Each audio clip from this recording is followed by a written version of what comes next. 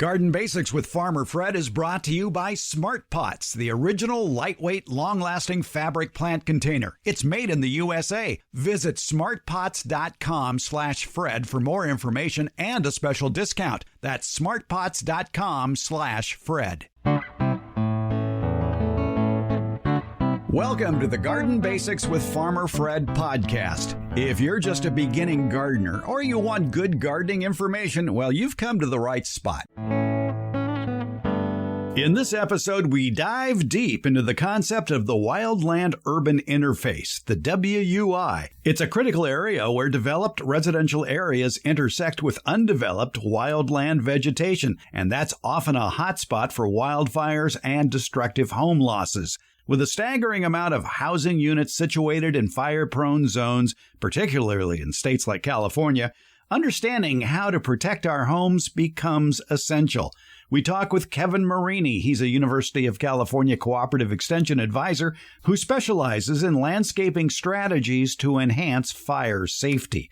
His extensive experience as an arborist and as a defensible space educator make him an ideal guide as we navigate the complexities of yard maintenance in these high-risk areas. Today, it's episode 361, Fire-Safe Landscaping Tips.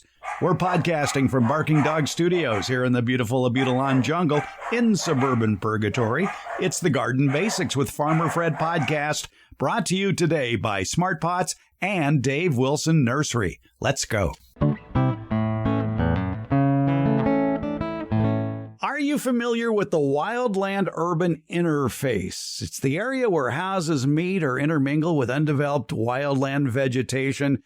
It's a focal point, especially for wildfires and the destruction of homes. And this wildfire-urban interface areas are particularly widespread in the eastern United States, reaching a maximum of 72% of land area in Connecticut, for example. Now, here in California, we have the highest number of housing units in what's called the WUI area, 5.1 million homes. And that translates to more than 11 million Californians who are living in a wild-urban interface, a wildfire-urban interface. That means more than a quarter of the state's population is living in a high fire hazard zone. So, chances are, and if you ever looked at your insurance bill, you probably already know where you lie as far as wildland-urban interface areas, because your rates very frequently are based on that. So you may be thinking, okay, so what do I have to do around my home so that no major problems happen if you live in a wildland-urban interface? Well, we're going to tell you about that today. But I'd also like to point out that burning embers are the cause of making the wildland-urban interface a much, much bigger area. And I hark back to 2017 in October and the Tubbs Fire, which broke out north of Santa Rosa, which is north of San Francisco, near the mountains. And in that mountainous area east of Santa Rosa, that fire broke out. But it created such a windstorm from this fire. There were burning embers, I'd call them burning pieces of wood, that flew more than a mile westward across a major freeway and into a suburban development of Santa Rosa itself, Coffee Park, where something like 1,200 homes burned, and they were nowhere near a forest. So even though you may see mountains in the distance, don't think you're safe. So getting back to how we protect our home, how do we protect our yard? Let's talk with Kevin Marini. He's a UC Cooperative Extension Advisor. We've talked to him in the past about trees and soils because he's a certified arborist. He's a Master Gardener Coordinator, and he's also the University of California Defensible Space Educator. So he is very familiar with this whole idea of protecting your yard and not necessarily putting in fireproof plants, because as he points out, really there's no such thing as a fireproof plant. And even though there are plants that you may think are fireproof, well, depending on how you've treated them, they may be, shall we say, dead on the inside and just be waiting to burn because of the way you prune them. We'll get into that. He has a wonderful handout called The Dance of Defensible Space. Kevin Marini, it's a pleasure talking with you again. And when it comes to protecting your home from wildfire, it begins in the yard. And in the past, when we've talked about building defense zones, that are fire resistance. We've talked about like zones 1, 2, and 3. But lately there's been a new zone added to that, and that's called the 0 zone. And what goes on in the 0 zone? Well, hey, first of all, thank you so much for having me back on your podcast. I really enjoy this opportunity to do some education and outreach via this medium. I do a lot of talks in person, and I do defensible space consultations on site. But being able to reach a huge audience like this it's a treat. So first off, thank you for having me. And so, yeah, I've been teaching a lot about defensible space over the last 2 years, really for a longer time than that, but really focused in on it the last couple years. And with that has come this new zone, zone 0, as you referred to, called the Ember Ignition Zone. What's interesting about this zone is it's actually not law yet. And so a lot of people are paying attention to it because it's likely to become law soon. As of right now, they're trying to work on some of the language and figure out exactly what the 0 to 5 area outside your home and other structures should look like. But one thing we know for sure is that, as you mentioned, embers are the driving force here. And what CAL FIRE says is 85 to 90% of homes that burn down from embers flying in, catching things around the home on fire, which then lead to the house burning down. So this is super important because a lot of people I talk to think that a wall of flame is going to be coming at their house and that actual huge flames are going to be burning down their house, when it's these embers that are flying in. And let's be honest, they're little tiny pieces of burning material that sometimes fizzle out in the air, sometimes fizzle out in your lawn, but sometimes catch something on fire that burns your house down. So obviously we got to pay attention to the 0 to 5. I tell people, go home, take a measuring tape, put it out to 5 feet and walk around your home and your structures. Okay. It's not just your home. You may have a barn. You may have a shed. There's other structures as well to consider. And when you start doing that, you notice very quickly that you have some flammable stuff around your home that you probably should pay attention to.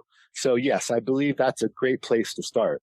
Yeah, and it's not just plant material either. I have neighbors here in suburban Purgatory who have seen their insurance rates go up because after an inspection, they were cited for piling up too much stuff, too much of their household goods or cardboard boxes against the side of the house. Yeah. And they had to clear them off immediately if they wanted to keep the old rates on their insurance. Yeah. And I think that's often overlooked, right? Because people are paying attention to vegetation more so than anything, when it could be that recycling bin full of cardboard or newspaper that catches the embers and starts the fire. I always point out things like outdoor furniture. You know, some of our outdoor furniture materials are extremely prone to ignition, right? Some of the cushioning, some of the material the chairs and benches are made of.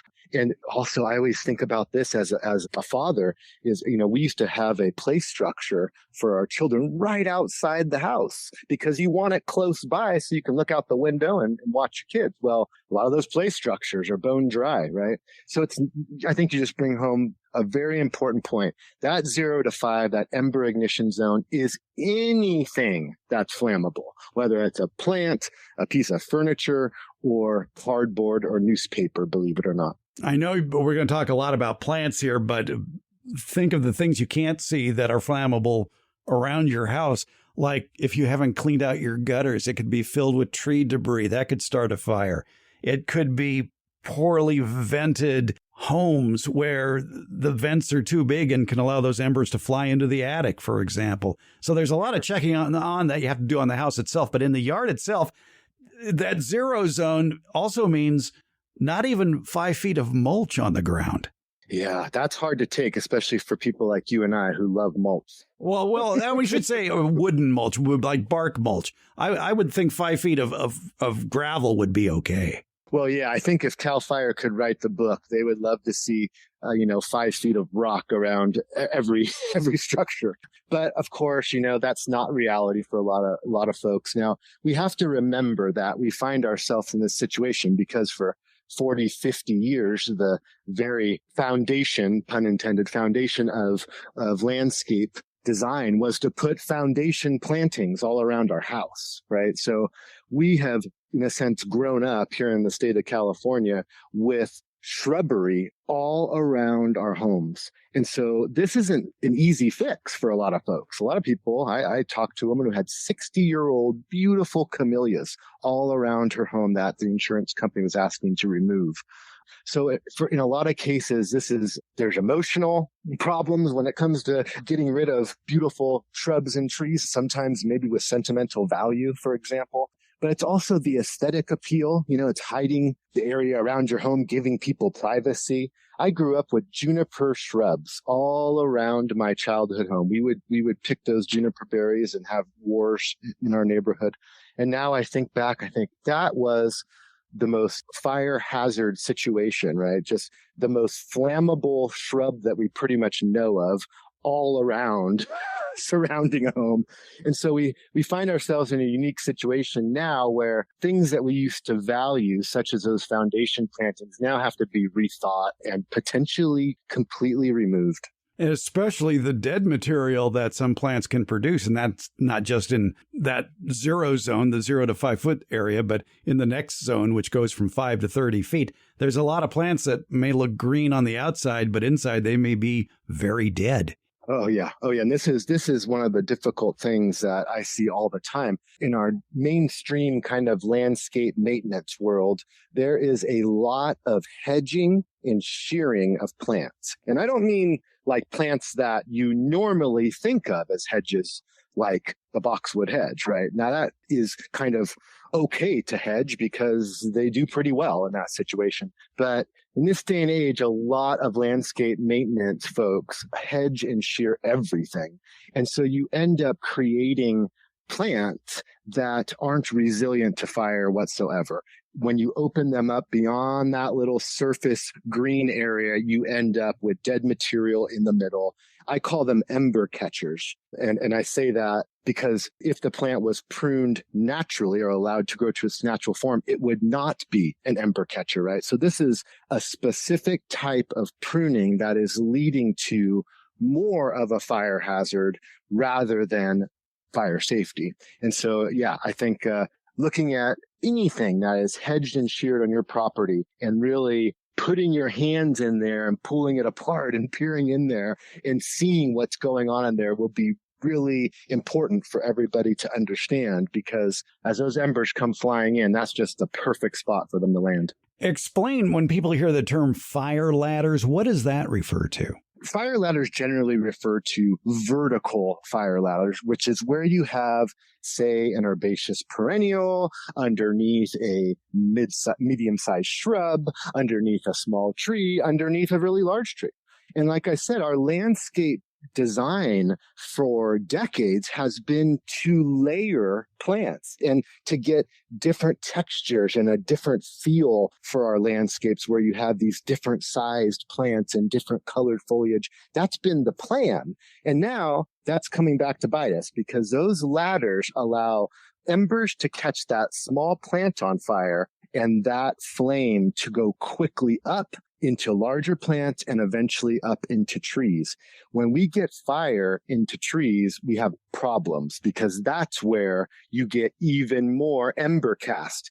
That's when embers are just spitting out of the top of those trees. Low flat fire close to the ground, believe it or not, CAL FIRE kind of refers to that as good fire, because it has a rejuvenating effect.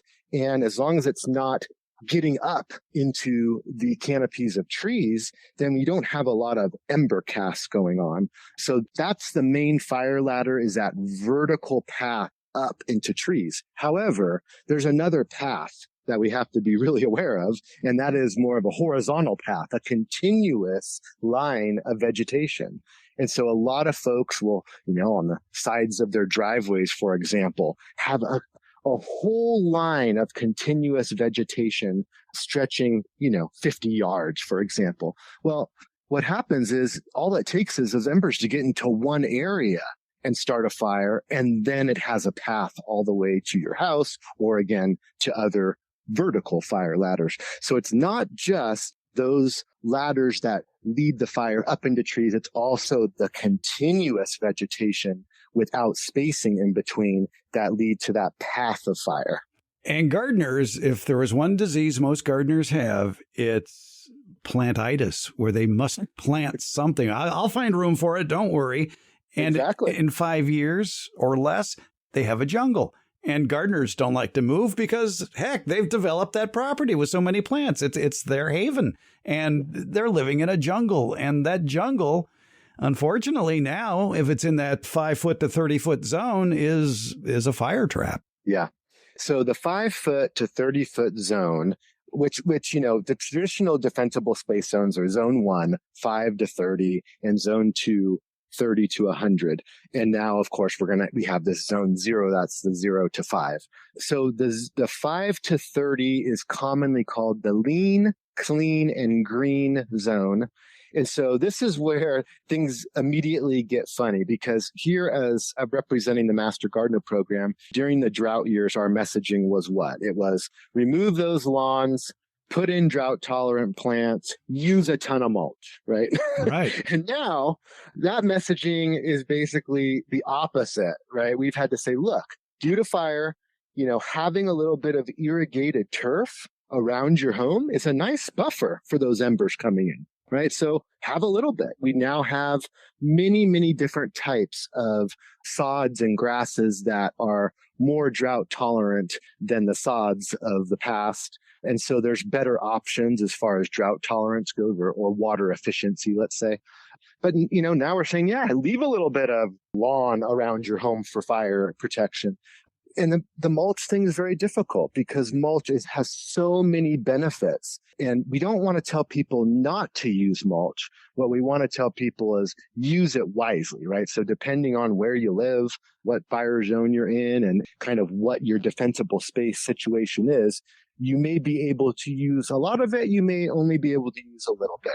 But the one thing for sure is they have done study after study on the flammability of mulch. There's a great study out of the University of Nevada, Reno, that looked at all different types of organic mulches and their flammability. And what they do is they put these mulches down and they say, okay, how quick are these to ignite? If they ignite, how tall is the flame length? If it has a huge flame length, how much radiant heat is it putting out, right? So if a mulch is quick to ignite, has a huge flame length, puts out a ton of heat, guess what? That's the one you want to avoid, right? And so if it's not so quick to ignite, and even if it does, has a small flame length or smolders and doesn't put out a lot of heat, then it's considered, well, roughly fire-wise, okay? And so what they found was that the most widely used organic mulch in the state of California, which many people know as gorilla hair, shredded redwood, and cedar, is the most flammable by far, by leaps and bounds. And so sometimes I feel like I can just look at that stuff and it would catch fire. On the other end of the spectrum, you have something called arborist wood chips, or wood chips that come out of the back of tree trimming company trucks, right? The stuff that is usually a mix of green and brown material. It actually kind of starts to compost in there. There's usually a lot of moisture from the green material, from the live tissues of the trees. And so that material they found is actually the most resistant to ignition and a tall flame length and radiant heat. So if you're going to use organic mulches, use the arborist wood chips if you have access to them and it's doable for you aesthetically. I know a lot of people want mulch to look a certain way. We have a lot of options of kiln dried wood chips out there that you can buy in bulk, and they're all dyed, right? There's some that are dyed black. There's some that are dyed brown. There's some that are dyed kind of an orangey color. And so some people are choosing mulch just based on aesthetics. And I understand that, but if you're in a fire zone where you live next to one of these WUIs that you were talking about, the wildland-urban interfaces, I would recommend, if you're going to use organic mulch, to go with the arborist wood chip. Yeah, and I would avoid that gorilla hair, which is the smallest form of wood chip mulch that you can get. It's very stringy looking. I remember when the new post office went in Harold, California, and of course I was assigned to help in the landscaping. And somebody made the mistake of buying gorilla hair mulch for this public area. And I think it was about 2 weeks later when they found a smoldering little fire going on in there because somebody tossed a cigarette in there. There you go. Yeah. So, that's all it takes. All it takes. Yeah. And that was the gorilla hair mulch. Definitely bigger wood chips are better than that.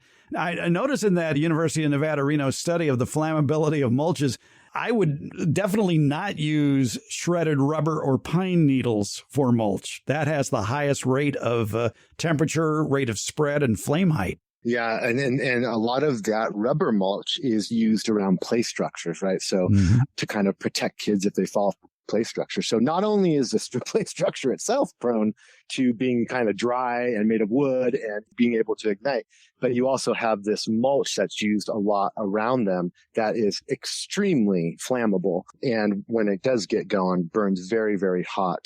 And so, yeah, I think that we find ourselves in a situation where we have to really think through our use of mulch and use it a little bit more judiciously than maybe we did in the past, where it was like, hey, get 15 yards and spread it everywhere, right? And the times have changed a little bit since then as far as our messaging goes. I was surprised to see pine needles, right behind shredded rubber as far as the danger of combustion goes.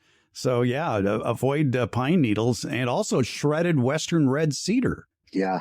Now, the pine needle thing is interesting. So pine needles and oak leaves, they get a bad rap as far as I'm concerned, living up here in the foothills. A lot of people are always shocked to learn that I love pine needles and oak leaves as a compost constituent. But I don't want to start going down that lane because I can talk composting for 10 hours. But pine needles, in nature, right, you have that top layer of kind of the fresh layer of dried out pine needles that is very, easily ignitable. But if you actually walk through a mixed conifer forest area, what you find is there's a duff layer and there is some pine needle material on top, but very quickly it turns to kind of a duff that sometimes can really hold a lot of moisture for a long time. Now, by this time of year in fall, it's all dried out, but it's pretty amazing how it does hold moisture pretty well for a good portion of the season. So what that study was doing was a lot of people will rake off pine needle mulch from around trees and then use it somewhere else. Right. And so it's strictly just the real top layer of dried out pine needles. And that absolutely is to be avoided. I agree. I'm pretty picky about who I allow to advertise on this podcast. My criteria, though, is pretty simple. It has to be a product I like, a product I use, and a product I would buy again. And you know who checks all those boxes? It's Smart Pots. Smart Pots is the oldest and still the best of all the fabric plant containers that you might find. Smart Pots are sold around the world, and they're proudly made 100% right here in the USA. Smart Pots come in a wide array of sizes and colors and can be reused year after year. Some models even have handles, and that makes them a lot easier to move around the yard. Because the fabric breathes, Smart Pots are better suited than plastic pots, especially for hot climates. That breathable fabric has other benefits too. Water drainage issues? Not with Smart Pots. Roots that go round and round, choking the root ball like they do in plastic pots? Doesn't happen with Smart Pots. These benefits will help you get a bigger, better plant than what you've gotten in the past with the same size plastic or other hard container. Smart Pots are available at independent garden centers as well as select Ace and True Value hardware stores nationwide. To find a store near you or to buy online, visit smartpots.com/Fred. And don't forget that /Fred part. On that page are details about how, for a limited time, you can get 10% off your Smart Pot order by using the coupon code FRED, F-R-E-D. Use it at checkout from the Smart Pot store. Visit smartpots.com/Fred for more information about the complete line of Smart Pots lightweight, colorful, award-winning fabric containers. And don't forget that special Farmer Fred 10% discount. Smart Pots, the original award-winning fabric planter. Go to smartpots.com/Fred. Let's get back to our conversation with University of California Cooperative Extension Defensible Space Consultant Kevin Marini. And we're talking about exactly how much space do you need between plants or between planted areas in order to defend your home from a wildfire. Let's go back and talk a little bit about spacing plants in that 5 foot to 30 foot zone. Obviously, it would be best to space the plants individually or in clusters and include hardscaping too, like walls or patios or pathways. How wide should a pathway be? Good question. So a lot of times you see language like plant plants in the 5 to 30 zone in clusters, in islands, like what you're talking about. And what's recommended is a 3 foot, at least, of course, you can go farther out, of course, but a 3 foot buffer is a good rule of thumb between these clusters of plantings and other clusters of plantings. And within that 3 foot area, you want to use a completely safe material, something like rock mulch or DG, for example. And so, or like you said, hardscape, so flagstone or something like that. So that way, if embers fall into this little island of plants, which again you could be using mulch in that island, that is less likely to quickly spread to other areas. It's kind of a way to compartmentalize your landscape so that if embers come streaming in, it kind of burns just this area without spreading to the whole area. And so something as simple as a retaining wall can be the difference between your house burning down and not, right? Because a large retaining wall, 3-4 feet tall, could potentially intercept those embers coming in. Also, if you have landscape vegetation that's caught fire, it would meet up eventually up against that retaining wall and be put out or burn out, hopefully. And so, yes, I think everything you said is correct. You're spacing out the plants both vertically and horizontally. You're planting plants in areas and leaving space between those areas. So not just between the plants, but between areas of planting. And then you're utilizing hardscape wherever you can to break up, areas and kind of give yourself little mini fire breaks all over. I'll have a link in today's show notes from the video that CAL FIRE put out that they called a demonstration burn, where they built 2 little homes side by side, one with normal landscaping and normal hardscape and the other very much hardened off to try to slow down the progress of embers. And the one thing I noticed about the house that burned down in 12 minutes versus the other one that never caught fire was, well, besides the fact they had mulch piled up next to the house, they also had a wooden fence. And people forget that wooden fences can burn, which goes back to what you're talking about, rock walls and gravel walkways and things that don't catch fire. Yeah. And I know for a fact that CAL FIRE, CAL FIRE is the, mandated entity to do official defensible space inspections. So no one else besides fire personnel do official defensible space inspections. Through UC, I do defensible space consultations, and I do that on purpose. I use that word rather than inspection on purpose.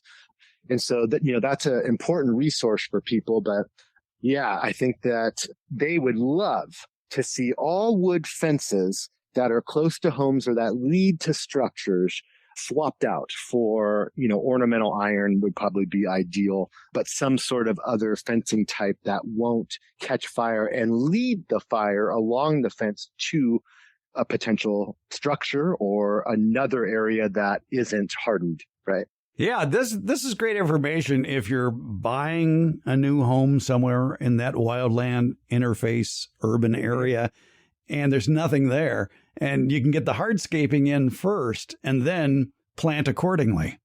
Yeah. And I think there's a lot of talk about using certain pallets of plants to create a fire resilient landscape. So, traditionally these have been called fire wise plants. And the one thing that we know for sure is that every plant burns eventually, right? Yeah. There's definitely a spectrum. So, if you have, a couple little succulents out in front of your house, there are less likely to ignite and become a problem as opposed to, a a mid-sized shrub, especially a juniper.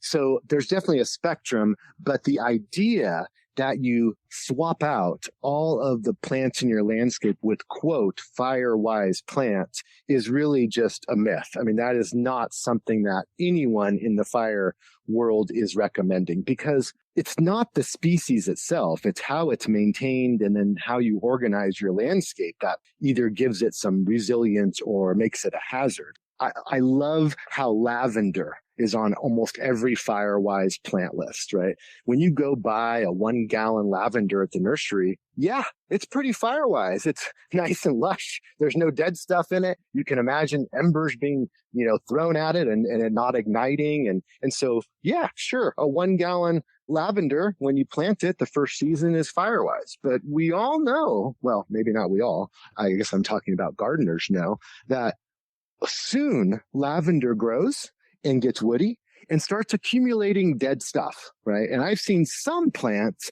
that I would absolutely characterize as a fire hazard rather than a fire-wise plant.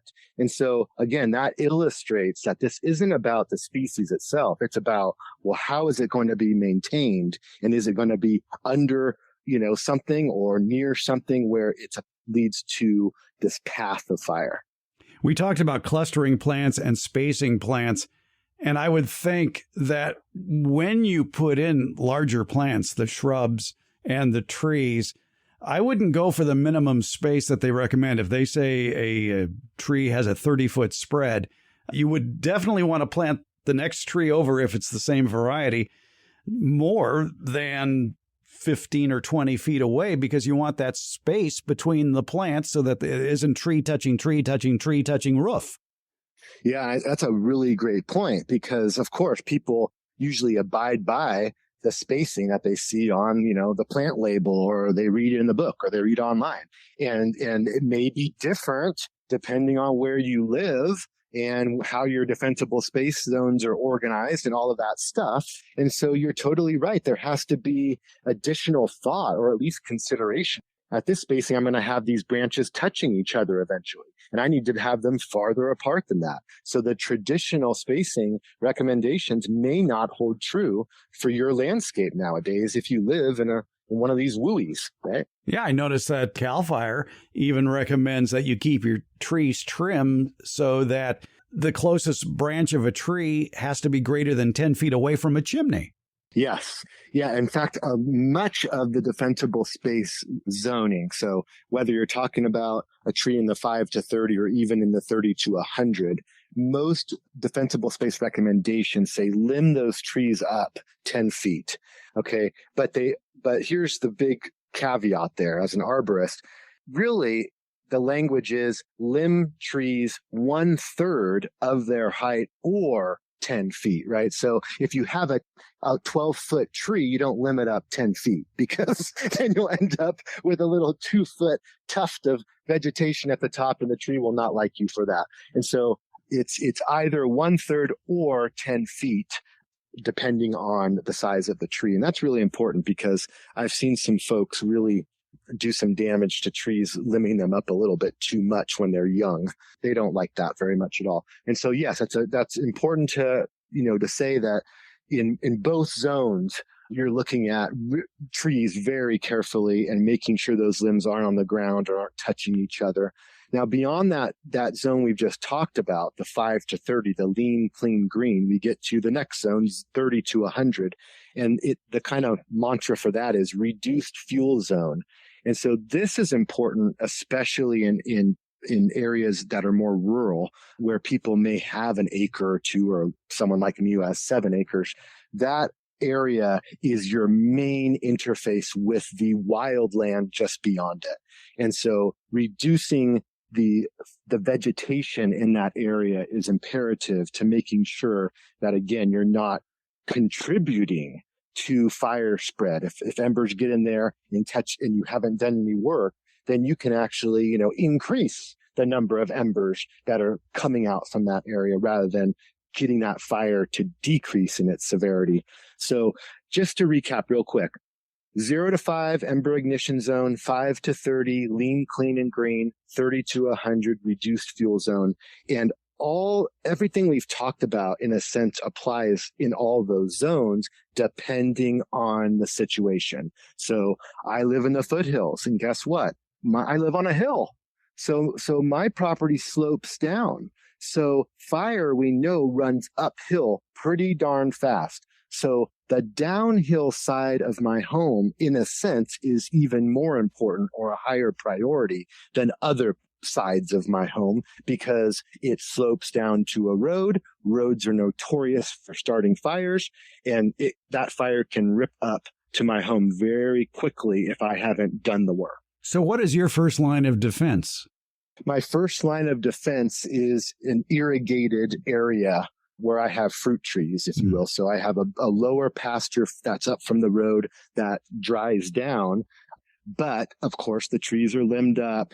There's no fire ladders in that area. I've done the work on that in that respect. But still, because of the dead native and non-native vegetation on the ground, fire could very easily come up the hill quickly. And so I have an area on my slope in front of my house where my fruit trees are, that I irrigate the area underneath them. And so it's pretty green in that area. And so in a sense, that's my first line of defense if fire did come up the hill. How wide is that area?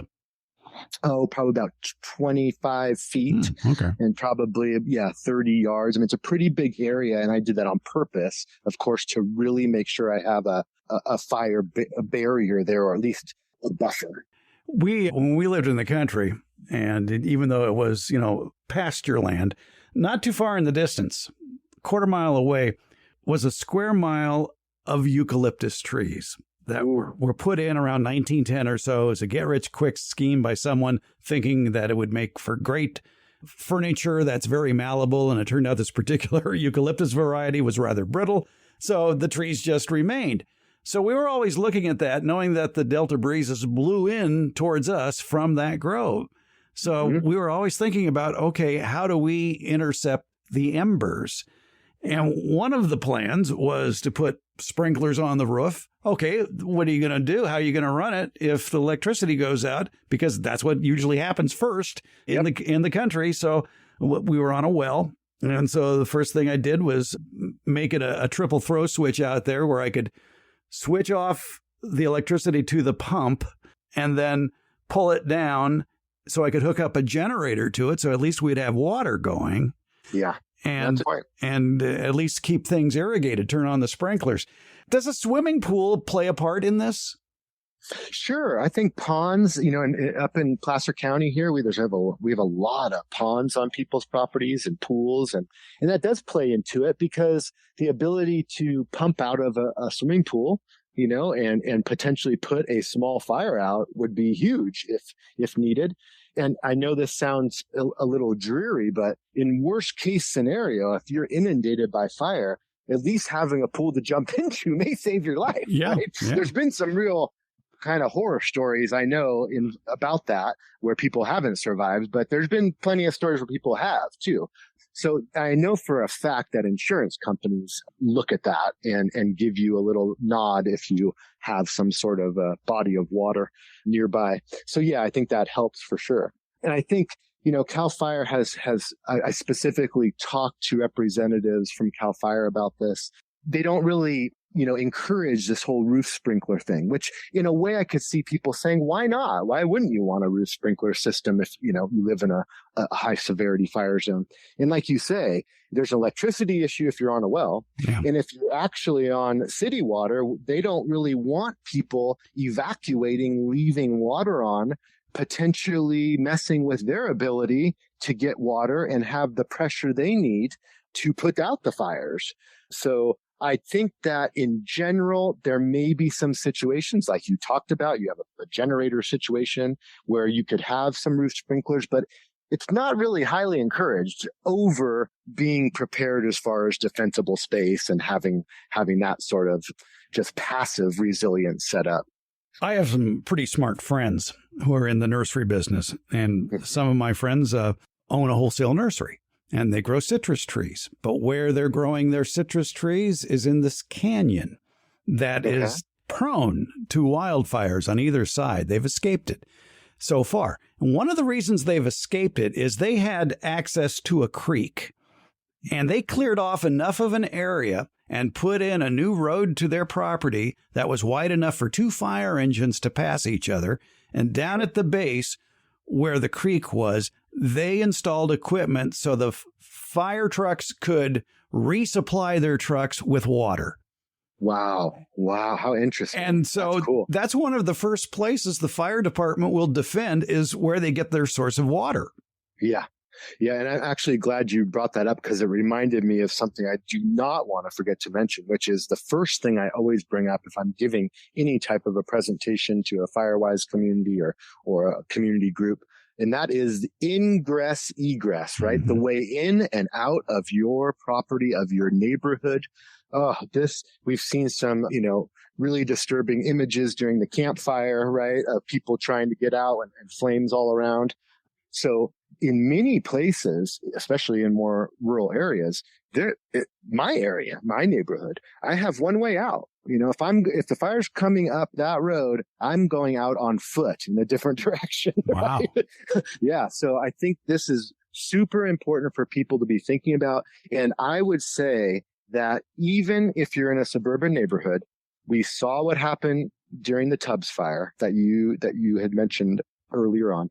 And it's just there's so many people in vehicles trying to get out of an area, and there's so many fire personnel trying to get in, right? So even in a situation like a suburban neighborhood, you can really run into some traffic jam situations. So have alternate routes, have different ways that you can exit depending on what direction that fire's coming and what direction you're getting from fire personnel. I know I have a very long, narrow driveway up to my house, and I'll never forget the first time I had the fire department come up here. It's actually from my mother-in-law who had a health emergency, which turned out to be fine. But they sure gave me a mouthful about my driveway and the branches that were rubbing up against their beautiful fire truck on the way up. Yeah. And they basically told me, we will not drive up here and defend your home in a fire. We will not. There's no turnaround up here. You have branches that are, too close to the driveway. All of that needs to be cut back, and you need to have a very easy turnaround for a fire engine. And so we did that. We did that work. And so that's another thing. It's not just you're in and out of an area. It's making sure that fire engines can get in and out of your area where you live.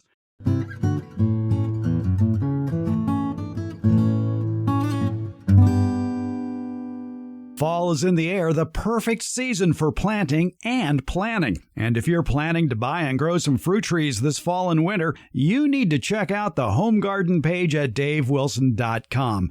That's Dave Wilson Nursery, the nation's largest grower of fruit trees for the backyard garden. At davewilson.com, you're going to find planting tips, taste test results, fruit variety recommendations, and links to nurseries in your area that carries Dave Wilson fruit trees. Just go to davewilson.com, click on the Home Garden tab at the top of the page. There, you're going to be just a click away from their informative YouTube video series. Especially popular in that video lineup is Dave Wilson Nursery's Tom Spellman explaining backyard fruit tree basics. Viewers have raved about that episode, calling it absolutely the best single video for growing backyard fruit trees. Check it out before you plant. The Backyard Fruit Tree Basics video, it's on YouTube. Find a link to it after going to the Home Garden tab at davewilson.com. Click on the Getting Started link, and you're on your way to your best fruit garden ever. Your harvest to better health begins at davewilson.com.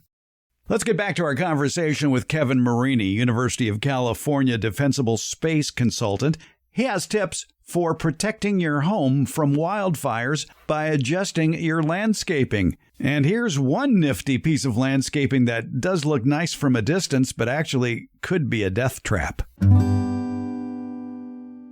You brought up another good point with that, too, and so many people who live in suburban and rural areas will do this, is line their driveway on both sides with trees. That's a death trap, and especially they want quick-growing trees, so it's usually some sort of junk tree, like a Lombardy poplar or something like that, that has a lot of dead wood, a lot of litter, And if you've got these 30, 40, 50-foot giants on either side of your driveway and they catch fire, who's going to drive through a fire tunnel to help you out? Nobody. Exactly. And I see this up in the foothills a lot with coast redwoods. I love redwood trees, don't get me wrong, but putting coast redwoods, up here in this climate is a little, I wouldn't say it's the best choice. Let's just put it that way. But one thing that I see people do, of course, is plant these coast redwoods way too close together. When they're young, they're going for this screen, right? Or this look, like you say, this kind of look up a driveway or something. And the reality is, as they grow, they just basically intertwine. Right. And so you have these huge swaths of vegetation that if that catches fire in there, there's no way like you say, you're driving through that without some damage. Like you say, have an alternate route out, at least. At least. At least. It was the way that I convinced my wife that we needed a quad. We needed a quad for fire. That's why we needed it, right? Not for me. No, we needed it of course to be safe, so that in an emergency, I could put you guys on a quad and get you out of here. Right. It worked. Good thing you weren't an amateur pilot. Yeah. So I think, going over these defensible space zones is important, and it's important for people to do the maintenance in their yards and to not get so overwhelmed by the situation, because this is never going to end. And it's, this might sound a little negative, but it's not meant to. But I tell people, look, you're never going to be done with defensible space landscape work, because as gardeners know, you don't weed an area and then say, I'm done. I'm never going to have to weed that area again. We know things grow, right? And seeds come in and branches grow. And so this type of work, yes, there may be a lot of work up front to get your yard to a point where it's, looking pretty good defensible space wise. But we also have to remember that this is just something that you do all the time. Every year there's a little bit more work, a little bit more cleaning up. And a lot of folks in the foothills would love to throw a lot of money at a problem and see it go away. But unfortunately, that's not the case in most environments. CAL FIRE also points out that fire-resistant ground covers are also an acceptable choice for that area, 5 to 30 feet, and to avoid planting broadleaf evergreens like holly and coyote bush, conifers like pines, junipers, cedars, and firs, avoid those. And also, and this may come as a surprise, avoid planting palm trees because they are highly flammable. Yeah. And so this is a good kind of counterpoint to make to the Firewise plant statement I made earlier. So I was saying it's less about the species, it's more about its maintenance and how you organize the plants and landscape. However, if there is good data that we have, it is on flammable plants. So there's no research that says, this palette of plants in the case of embers coming in is going to be completely safe, right? But what we do know is we know flammable plants to avoid in those defensible space zones. So you mentioned a few. I mentioned juniper earlier. Believe it or not, bamboo is usually considered a part of that because there's so much accumulation of dead foliage, right? And so a lot of conifer type plants, whether they're small or large, are considered very flammable and not the best choices in defensible space zones. So I think you bring up a good, important point that it may not be that we swap out all of the plants in our landscape with so-called Firewise plants, but that doesn't mean that we don't identify very flammable plants and rid ourselves of those in the defensible space zones. Yeah, two other pieces of flammability that people sometimes forget about that they might have near their house are propane tanks and the wood pile. How many people have wood piles on their porch? Isn't that the truth? And that's a tough one, right? Because we kind of live in a situation in California where there's no fire season's just year round, basically. Of course, when we have, a bunch of nice soaking rain, it goes away for a little bit. But there definitely can be times during the winter where we have stretches of 3-4 weeks without a drop of rain and everything gets bone dry and you have all this wood up on your porch and suddenly now you have to consider moving that, right? Because everything else is dried out. So I agree with you that there's things all around the home. Now, the propane tank thing was interesting. I was at a fire network meeting and I heard a CAL FIRE gentleman say he puts his barbecue with the propane tank, he wheels it in his garage. And when he uses it, he wheels it out of his garage and uses it and then puts it back in the garage. And I kind of thought, I wonder, what's the take home point there? Well, the take home point is if you have it outside and you have other flammable material around and that catches fire, then you risk that propane tank exploding and creating most likely a big house fire, right? And so I thought that was an interesting point of just something so simple like that. Wheel it in your garage, and if you're going to use it, wheel it out. Up here, a lot of people have large propane tanks. It's recommended to keep those at least 30 feet away from your home, but so many people have them very close to their home. And so again, it's important to make sure there's no vegetation, dry vegetation around those propane tanks. Some people put wooden structures around them to kind of hide them. You can't do that because obviously that can catch fire and blow up the propane tank. And I think another thing to think about is firefighter safety. So if you have an area on your property where a fire engine could set up and defend your house, well, hopefully that's not 5 feet away from a propane tank, right? Yeah, thinking about all this makes me, if I lived in the country, I'd want a separate shed so I can store all the flammable materials, be it gas or paint or a propane tank, into a shed with the other flammable materials so that my property that I might value, like my bicycles in the garage, wouldn't get harmed. Yeah, I know. And that's, out here, it's in the country, as extreme as thinking like that may be, it does, make sense when you see the way that these fires in a high wind situation, how quickly they move and how the volume of embers that come in, right? And so having everything that is flammable or that could explode, over there, I think would make you sleep a little bit better. Yeah. Yeah. Well, it's that time of year here in California. For sure. Mid, even late fall now, where it can get hot and dry and the conditions are just right for disaster. So take care of your own property and remember there's no such thing as a fireproof plant, but there can be fire-resistant plants, especially if you keep them well irrigated. Yes. Yeah. And so that's a really good point that they have found that the moisture within leaves, within foliage, can really impact whether that plant is going to ignite or not, or burn or not. So, the idea of holding back water with plants around your home is probably not a good idea. If anything, you want those plants to be always well hydrated during fire season. It sounds like you can't have anything from 0 to 5 feet, 5 to 30 feet, just succulents, and beyond 30 feet, just little trees. I have a lot of people who say, I have invested so much time, so much money, so much effort in creating this landscape. I'm not going to allow it to become, all rock with a few succulents somewhere.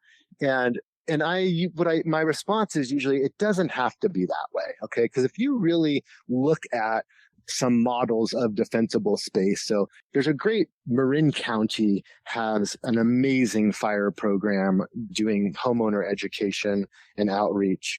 And they have just an amazing website, Fire Safe Marin. Of course, they have a special tax that funds all this that makes it possible. But that's a great resource for folks because they have good pictures of what nice looking landscapes that are showy can look like, but also be good defensible space landscapes. And so I think once you kind of see those examples, you realize it doesn't have to be so dreary. But I hear your point, though, that we do have to rethink this love we have for lush, very textured landscapes that are almost jungle-like. It's just not going to work, especially because things are getting hotter and drier, right? So the other factor here is we have the climate changing, and all you have to do is talk to firefighters, and they will tell you fuels dry out a lot sooner, and they are bone dry a lot longer. And so the fire season window of time has increased and is increasing. Yeah, keep rakes and loppers handy all over the yard so you'll be inclined to pick it up and use them. Yeah, good point. I mentioned earlier in this program that it's quite possible that on your insurance bill, especially if you're a California resident, you might see a new box that lists your propensity for the wildland-urban interface problem area. And basically, I guess the worse the number, the higher your insurance rates. So the lack of insurance, I'm still amazed at the number of people who think they don't need insurance because their house is paid for. Yeah, the insurance conundrum is crazy right now. And first of all, these fire zones are being kind of remapped. And this is going to be an ongoing process as things change. And so I know that CAL FIRE is working with, UC fire scientists and other folks on trying to figure out the best way to map these fire zones. And that definitely plays into insurance coverage, no doubt. The one thing I have found, and I have spoken to a lot of people over the last few years, especially in the foothill area of Placer and Nevada counties, and I really have found that the insurance situation is variable. There does not seem to be this total line in the sand or overarching rule applied everywhere. Even in high severity fire zones like I live in, my insurance was recently renewed. And the three things we had to do had nothing to do with vegetation, for example. You hear the entity that I have insurance with that they're canceling by zip code, there's so much misinformation out there when it comes to insurance. And so the one thing for people to know for sure is that because this 0 to 5 Ember Ignition Zone is currently not law, the entities that are really enforcing that are your insurance agencies and your HOAs, your homeowner associations. For example, I gave a talk up at Tahoe Donner up out of Truckee, and it's a big development, and they have a very active HOA, especially in regards to fire. And so they have a 0 to 10 foot zone around homes that's required to be completely devoid of flammable material. So that HOA has taken the state law and upped it, doubled it, right? Or what will be state law and doubled it.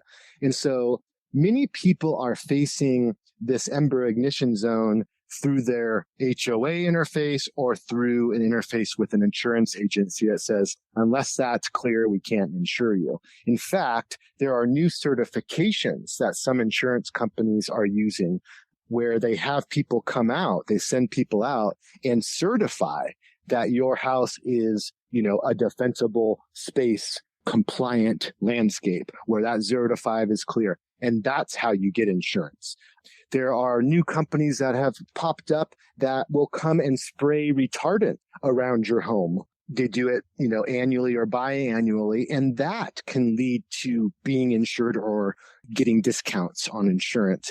Becoming part of a FireWise community can offer discounts and other benefits for insurance. So it's not one size fits all. It's variable, and it's kind of all over the place. So I understand people's frustration with that situation, but also let's understand that we find ourselves in this situation because of these catastrophic wildfires that make insuring areas in California a little risky, right? Yeah. How wide does a driveway have to be for two fire engines to pass each other? Ooh, that's a good question. I don't want to give a wrong answer here. So there's probably like a exact answer, and I don't want to say anything and give the wrong answer. So I'm gonna say I don't know exactly. Yeah, I think that'd be safe. Maybe 30 feet. I don't know. Yeah, I mean, most private roads out here in the foothills, are barely 20 feet wide. Right. My road leading out is only is very narrow in spots. So I know for a fact that you couldn't have 2 fire engines pass, for example, on my little private road here. I think the biggest thing that I've heard from fire personnel is the ability to turn around, right? So if they have to back down a large driveway, they aren't coming up.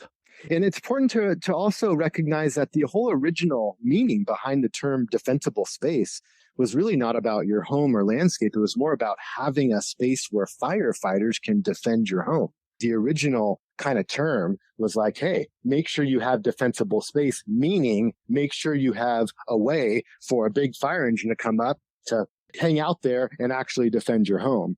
So I think that is lost on a lot of folks. I don't think a lot of people think of that when thinking of defensible space. Well, there's your 5 to 30 foot zone. You have a driveway going all the way around the house and back out. There you go.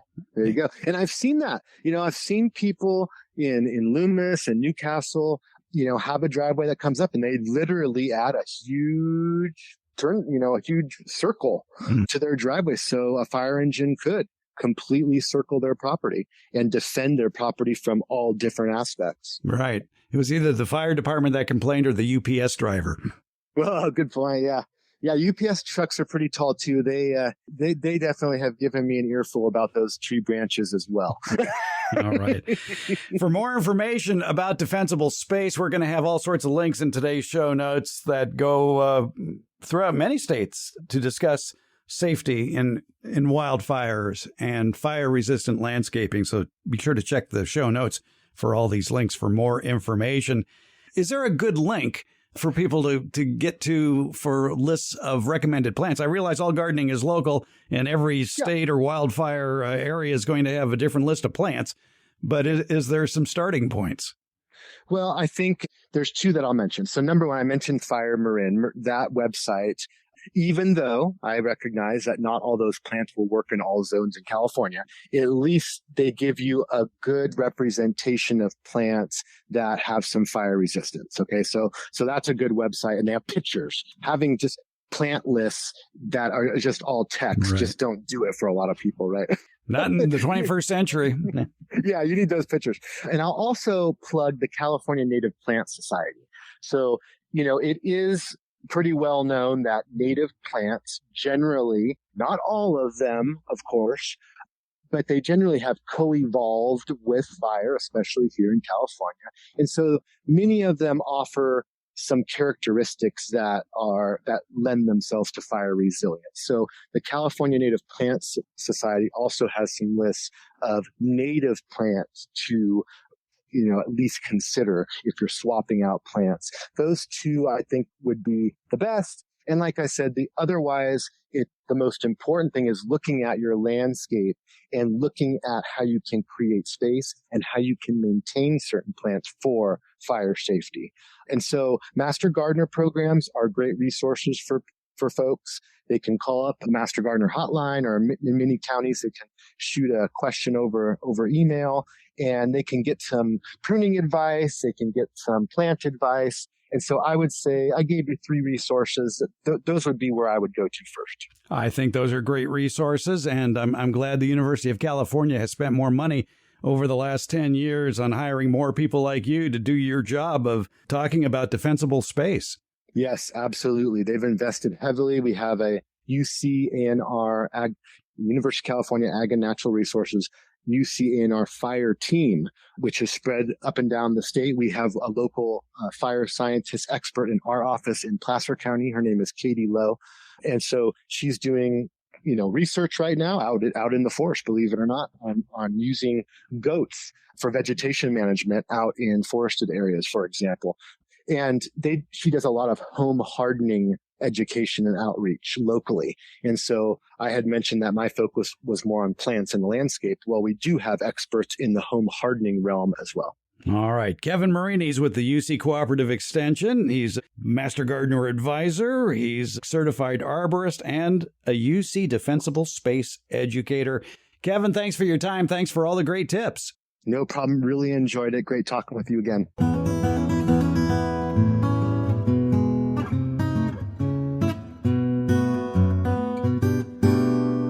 Want to leave us a garden question? You'll find a link at gardenbasics.net. Also, when you click on any episode at gardenbasics.net, you're going to find a link to SpeakPipe. You'll find it in the show notes. And when you bring up SpeakPipe on your computer or smartphone, you can leave us an audio question without making a phone call. Or you can go to SpeakPipe directly. That's speakpipe.com/gardenbasics.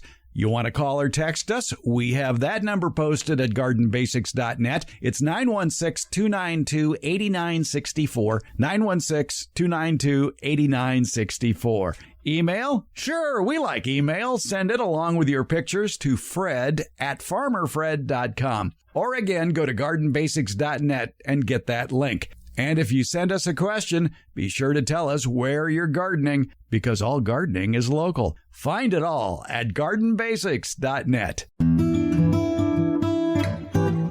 Garden Basics with Farmer Fred comes out every Friday. It's brought to you by Smart Pots and Dave Wilson Nursery. Garden Basics, it's available wherever podcasts are handed out. For more information about the podcast, as well as an accurate transcript, visit our website, gardenbasics.net. And there you can find out about our newsletter, Beyond the Garden Basics. And thank you so much for listening and your support.